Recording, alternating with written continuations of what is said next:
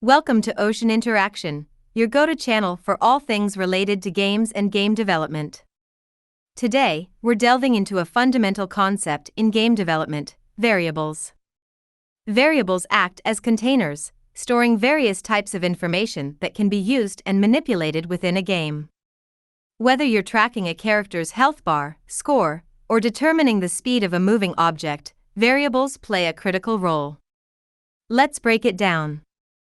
Imagine you want to store a player's score in memory. Memory layout follows a typical sequential pattern, such as 101, 102, 103, 104, each representing 4 bytes. In these bytes, you can store an integer value, a whole number without decimal places. We'll explore integers, floats, and other variable types available in Unreal Engine in our upcoming videos. So, if you're unsure about what an integer is, don't worry, we'll cover it soon. For now, think of an integer as a whole number. To simplify memory handling, we use programming concepts. Instead of specifying memory locations, we can group these 4 bytes and assign a name.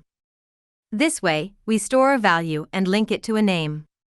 When we need the value, we can simply refer to it by name.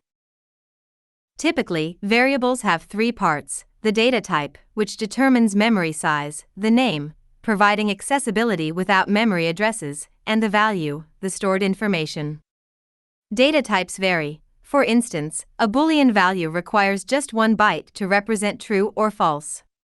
In our upcoming videos, we'll explore various data types available in Unreal Engine, starting with integers, and gradually covering all available types. Remember, variables can store a wide range of data: Boolean values, 0 or 1, single characters, including letters, numbers, or special characters, or strings, sequences of characters. They can also hold numbers either with or without decimal points. That's a wrap-up for today.